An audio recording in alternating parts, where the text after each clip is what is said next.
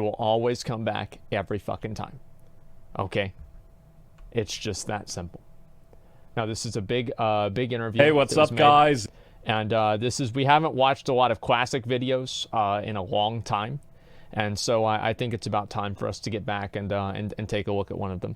Probably you're talking about dating someone to a virgin. Well, it doesn't matter. I mean, it's the same metaphor, right? I mean, you don't have to use it a million different ways, right? It's not a big deal. Okay, just 1 second here.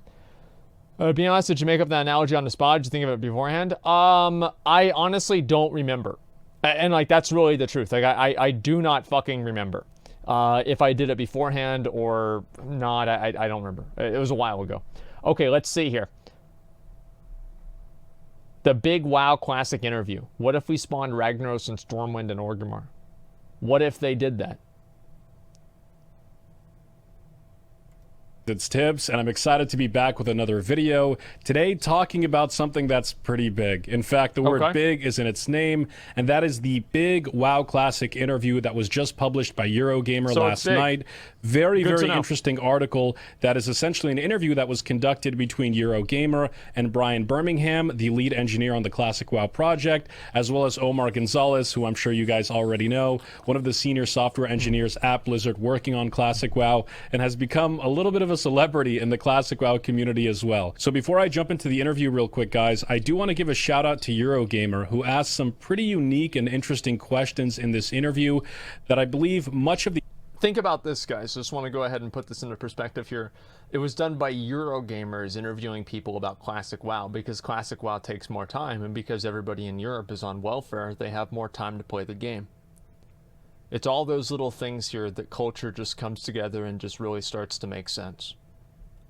The answers to have not been received yet. So we got some really interesting and new information out of the Blizzard devs through this interview.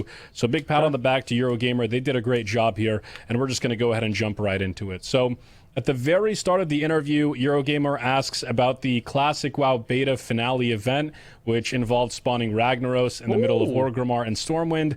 Supasoka actually recorded the entire thing on his YouTube channel and released the entire video unabridged, unedited on YouTube. Man. That would have been so fun. If you guys want to check it out, I highly recommend it. I'll put the link in the description below.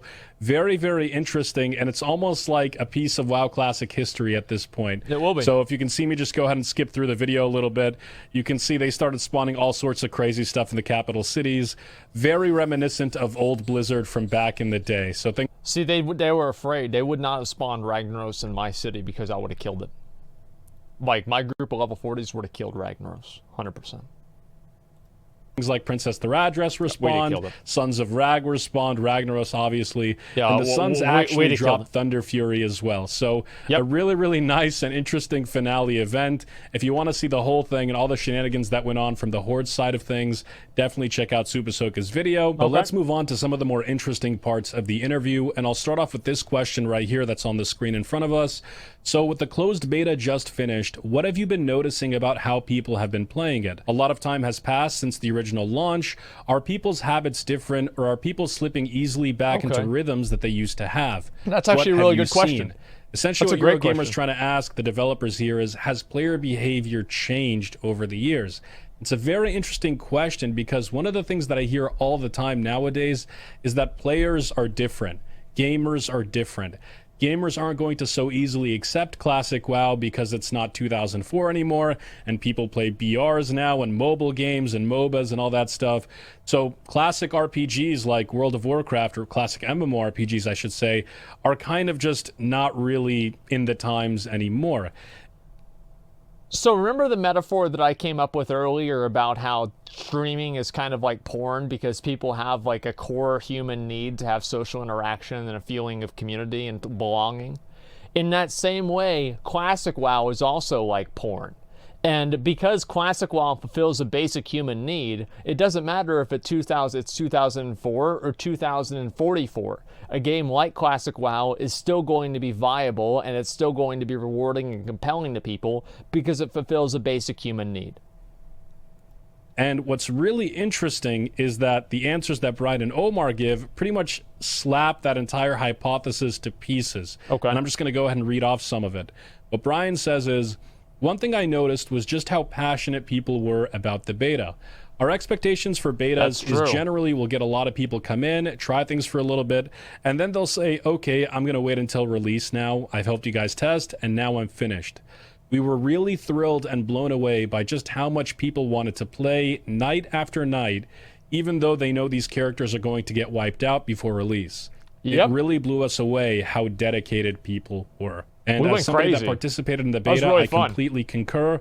By the end of the beta, things were kind of dead, so to speak. Obviously, not too many people got into the beta, so naturally populations declined, as they always do. But I also played the BFA beta, and I will tell you, from the experience in that beta, pretty much right away, nobody was playing. I mean, people literally... Even on the first day of the BFA beta, I didn't even play it. Like, I climbed the mountain, and then I ended my stream. I never leveled to 120 in BFA beta. Like, why even waste my fucking time? I mean, it was a waste. It was just boring. I did a little bit of the quest in Drustvar, and I'm like, okay, we'll just do this shit whenever it comes out. Who cares? Like, I didn't waste any fucking time on that. I literally did, I believe, did I do more than one BFA beta stream? I don't even think that I did. I did one BFA beta stream. I said, fuck it, let's go back to retail. And that was it. Why waste your time on BFA? I did two? What did I do on the second one then?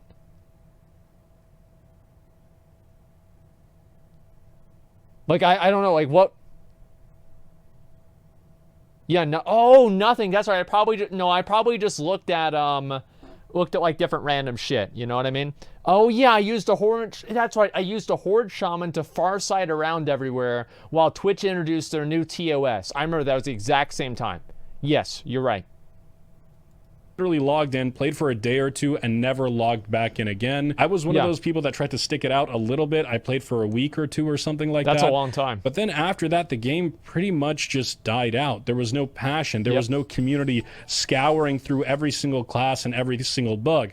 I'm sure there were a couple of people doing stuff like that, but I can definitely say from my experience, not nearly to the degree that people were bug searching on the classic WoW beta. The community was absolutely tremendous. People are going I feel crazy. like the product that we will get come August 27th will be largely in part due to the community feedback that was submitted. So props to everybody that was submitting bugs like crazy during the beta. You guys are the real MVPs. Are gamers over Classic WoW? Is Classic WoW not a game of this time? Absolutely not. I think Classic WoW is just as relevant today as it was 15 years ago, perhaps even more so because the MMORPG genre has not seen another revolutionary title since World of Warcraft.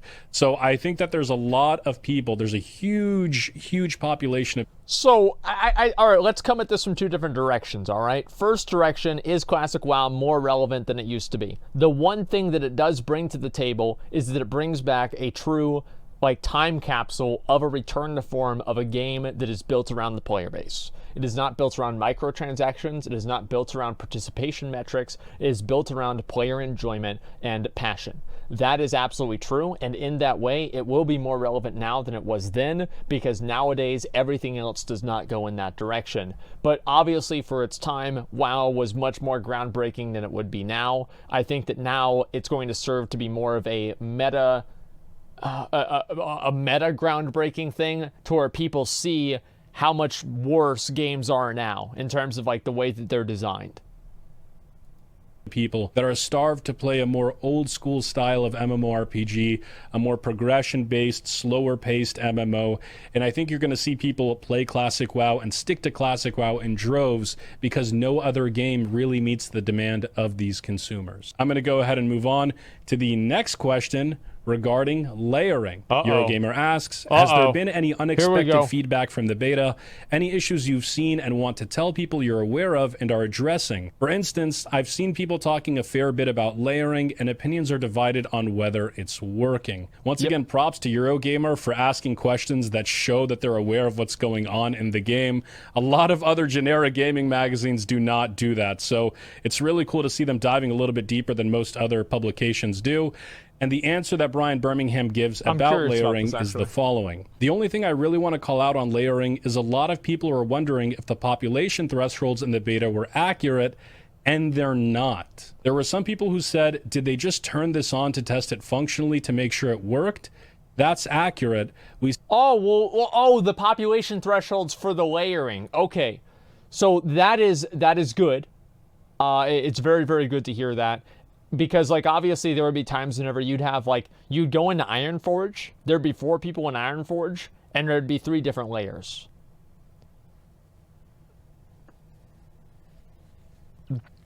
You know, that's not...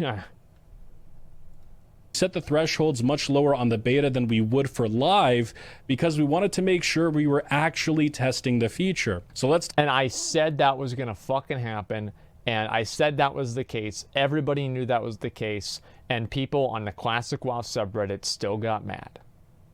I knew this was the fucking case.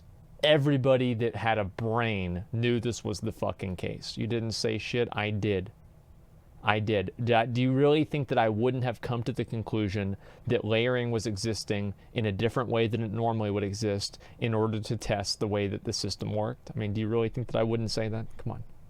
Talk about layering here just a little bit. Obviously, I've done my whole video and my whole spiel on layering. Yep. You guys can check that out later. But one thing that's really interesting here that Brian says or confirms, a lot of us already expected this, was that the layering that was done during the Classic WoW beta was not how we will see layering in live. Yeah. It was pretty much just testing layering, trying different things, testing its functionality, adjusting how big or small layers should be, and basically testing the overall tech. If you guys remember, this is brand new infrastructure. Some people seem to conflate layering with sharding. It's actually totally different when it comes to the back-end side of things. It's not the same technology. There's a lot of similarities, but at the end of the day, it is a brand new system. So I know a lot of people have issues with layering. They have objections. I feel like layering and sharding are, like, layering is sharding on, like, a really large scale. So, like, sharding's a pool, layering's an ocean. They're both water. You know what I mean? I don't know. To me, it feels like it's the same thing, just on a larger scale. To layering. I personally, you know, I've got my issues with layering as well, but again, I hashed those out in the other video. But it does kind of put my mind at ease a little bit to know that the layering we saw during the beta will not be the layering that we will see in Classic launch. And I will say that even during the beta, layering changed a lot to the point where by the end of the beta, layering was actually in a much better place and can no longer really be abused to dodge PvP ganks. And when it comes to exploiting resources in the world, has also been diminished quite a bit. So it's still got a ways to go, but I would assume that the layering we will see in Classic launch is going to be a lot more accommodating for the community, while at the same time not really allowing players to exploit certain mechanics of it. So, interesting question. One that I think we got some new insight on. I hadn't heard Brian or anybody from the Blizz team say this quite as explicitly before, but it's good to know that layering still is being iterated on, still being improved, and hopefully we get the final version on August 27th, obviously. Next. I think that the competitive advantage that people are going to get from using layering is a little bit overstated, and especially like its effects on the community and the game as a whole. I think that people are kind of exaggerating that. But for the most part, I mean, obviously nobody wants layering. It just seems like it's Blizzard's best option to an unsolvable problem. Next question from Eurogamer. Funny you should mention authentic feeling. One thing I remember about original WoW launch was queues. Lots of queues. That's the authentic experience. It would be fitting, wouldn't it, if WoW Classic had the same? Really, really cool to see this guy. This guy's a gamer. This guy's a Classic WoW gamer for sure. He's literally asking for queue times. You can't get any more old school than that. But he follows up that question with, what are you doing to prepare for launch load? Do you actually expect any queues? And this is probably the most interesting answer out of this entire interview, because it's very telling, and we get some confirmations that we hadn't received in writing before. So I'll start off with Brian Birmingham's response. He says the following when it comes to queue times. Our goal is to get as many people into the game and playing as possible. That's what we want. We don't want people to wait in a queue. But part of this is a problem of prediction. How many people are going to show up? If players blow us away again, there will be queues until we can fix something. This is very, very telling with how the Classic WoW launch is going to go. As far as we knew... I have no problem with queues, because if queues are going... If I'm in queue, I'm just going to watch videos for the whole time. Like, it doesn't matter. I mean, I sit in queue for an hour, I just watch videos the whole fucking time. It's not like I can't figure this out. I mean, or, oh no, this is so terrible. I mean, the problem is that the queues are gonna potentially drive people away from the game. That's what happened in WoD, right? There were so high queues, people, they tried playing it for a few days, and they were like, fuck this, I'm not gonna play anymore because I have to wait through an 8-hour queue. It was insane. So hopefully they figure out a better solution than that. Up until this point, I think a lot of us had a pretty good idea that Blizzard was going to try to avoid queues in 2019. That would make a little bit of sense. But it looks like Blizzard isn't sure if they're going to have queues as of now. I think when it comes to layering and the layering mechanic, part of the reason why that's being implemented is to avoid the idea of queues, or at least to minimize queues as much as possible. Yep. Why would you need queues if you have the capacity to roll out tens, dozens, possibly hundreds of different layers to accommodate players and server load?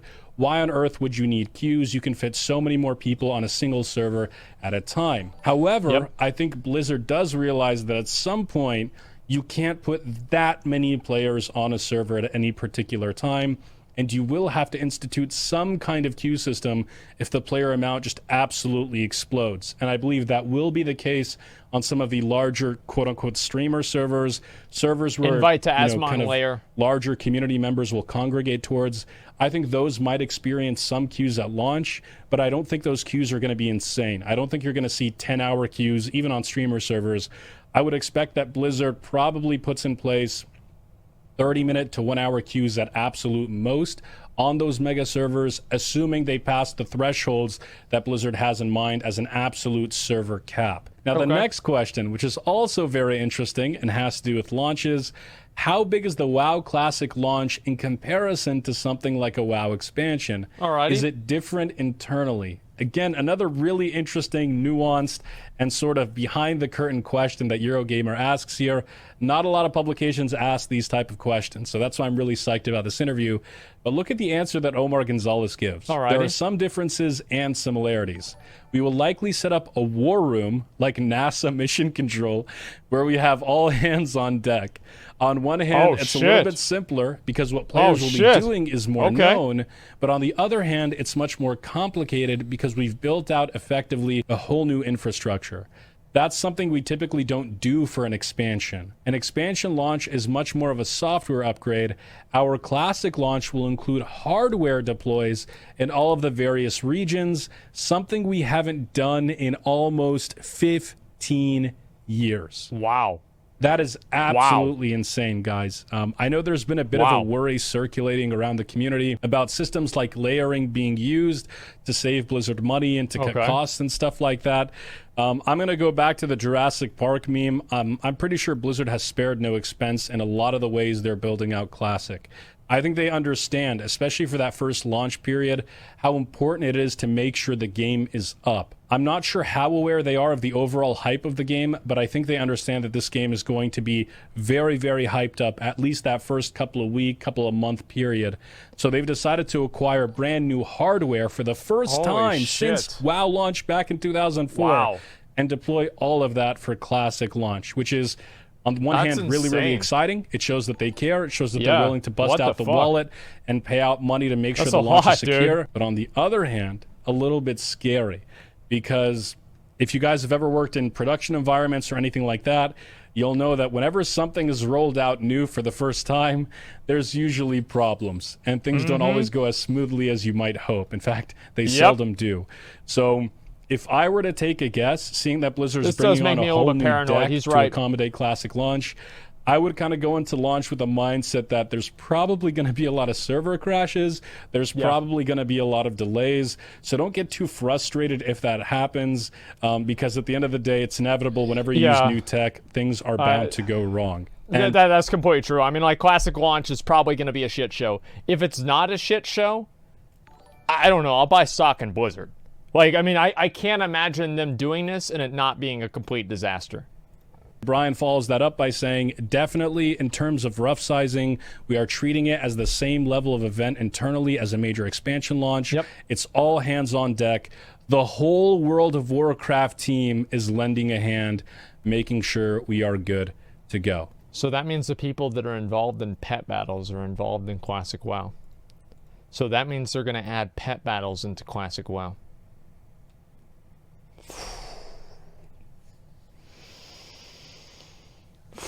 We had a good run, guys, but apparently it's going to be dead even before it comes out. Shit. Which, once again, very, very exciting. I think the World of Warcraft team has like 120 or 160 people. I can't remember the exact amount. I could be totally off on that, but it's a pretty large team. So to see that Blizzard is pulling from their entire team, all of their resources, shows that they're treating Classic WoW as a serious standalone game, not some kind of side project that some guy developed in the janitor's closet. This is real, this is happening, and they're willing to pour out their resources for it. And then we have what I think is the last most interesting question of this interview overall. Eurogamer asks, what happens when the 6 phases are done? What happens with expansion rollout? Before I continue here, we have had a couple of interviews, including one that I did with John Haidt and Omar Gonzalez a couple months back. We have had a couple of interviews where Blizzard has at least suggested that they're open to the idea of developing TBC, Wrath of the Lich King servers, etc. And Brian's answer here somewhat adds fuel to that fire. He starts off very diplomatic and says, I don't know that we have any plans right now. We're focused entirely on WoW Classic and making sure it's going to be great, blah, blah, blah, blah, blah. We wanted to respond and give them, the community, what they've been asking us for. We will continue to listen to community feedback, and we want to know what people think and want to see next. Those last couple of words are really, really important. We want to know what people think and want to see next. This response shows and confirms, in my opinion, that Blizzard is very open to developing either more content for Classic specifically or moving on to a Classic TBC. I can almost guarantee you that they've brought up that question several times in the office right now over the past several months, possibly even before Classic WoW was even announced. And if they see that the community really wants to see Classic TBC, Classic Wrath, or possibly extra content for Classic itself, you can bet your bottom that Blizzard will go down that path. They're just waiting to hear it from us. So, you guys know what to do. Let's get those petitions going. Let's get vocal on the forums. Let's get those videos out. All content creators, new and old, petition, publish those videos. We want to see more content down the line. TBC, Wrath of the Lich King, whatever you guys want. I'm sure Blizzard is very, very open to it. I don't know about you guys. I love Classic WoW. I love Vanilla. It's my favorite version of World of Warcraft. But the idea of going back and playing TBC and Wrath of the Lich King even a little bit seems pretty exciting too. But at the end of the day, for me, it's always been about Vanilla. So we'll see what happens next. Yeah, guys, that's pretty much it for this interview. I hope you guys enjoyed it very much. I've got another video releasing tomorrow, the Classic WoW Shaman Deep Dive that I've done with Milksteak. Very exciting. I'll put that up for you guys tomorrow. And then a couple of more videos on the way, obviously leading up until launch. I bet he plays a torrent. Exciting things to come, guys. 27, is it 27 or 28 days left till Classic launch? 26 really, really exciting. Now, can't wait to play it with you guys 26. On August 26th in US, 27th in EU. And yeah, we'll see how things go. So hope you guys enjoyed this video. If you did, sub it up and stick around because we got more coming. For more Classic WoW content, news, and updates, you can follow me on Twitter, which is linked in the description below. And obviously, if you want to catch me live, you can check me out on Twitch, twitch.tv/tipsoutbaby. Stream pretty much every day. There it is, dude. On a little bit of a break, but I'll be coming back to you guys tomorrow and hopefully consistent up until launch and through launch. And I'll talk about my Classic plans in another video. But all right, guys, I'll see you guys tomorrow. Have a wonderful day, fellas. And as always, tips out, baby. I'm glad he's kept the same intro, or the outro. I love that. Okay, so let's look all the way down here, and we'll see what people have to say. Buy World of Warcraft Cataclysm on Amazon. That's a good question. Why the fuck is that even on there? I have no idea. Client for Classic Ruler Testament, how good a 15-year-old game is. Hasn't been bested and likely will not be in a long time. Poggers in the chat. I really hope they don't try to weasel in WoW Store. Oh, come on. Come on, man. Like, why do you... Man, why y'all gotta talk about this dumbass shit? Like, they're not gonna do this, man. Like, they're not gonna fucking do this. Like, I don't understand the WoW Store. Holy fuck. Like, the Classic community, like, they're just so fucking paranoid, man. They're more paranoid than Alex Jones. It's insane. I don't get it at all, man. I really don't fucking understand. Asmongold, Mecha, gone hard mode. Okay, minimum item level, we're gonna do 430, okay? Make sure we only get good players in here. Okay, just 1 second. All right, let's make this happen. They turn the frogs gay, though? Yeah, exactly. All right, please link me an achievement that tells me that you're good, like for completing the hard mode. Maladosh, I've played with you before. I know you're good. Okay, that's our healer done. Okay, so let's look at the rest of these comments here. I mean, like, come on, guys. We'd like to see them go in a completely different direction for the future Classic expansions, but keep the core gameplay of Classic. That's a big risk, but I hope that's the case. Nearly unbelievable how hyped I am. I started playing WoW during beta 2, I think. I have one character I created during November 23rd, 2004. It's still level 60 with the Legacy Unarmored Mount. I'm very, very jealous of that. Good old Hunters, 99% sure that there will be no store put in. That would go against everything they've said since the announcement. Obviously not. Probably... personally would hope to see them go somewhere else rather than add more content to TBC. I mean, I'd rather see a TBC server. I think that's a smarter thing to do, but I'd also like to see Classic Plus content. I don't know really what I'd want to see more. Why not keep WoW Classic servers and add TBC servers later if needed? That's a smart idea. Obviously, that's what they should do. And let's see.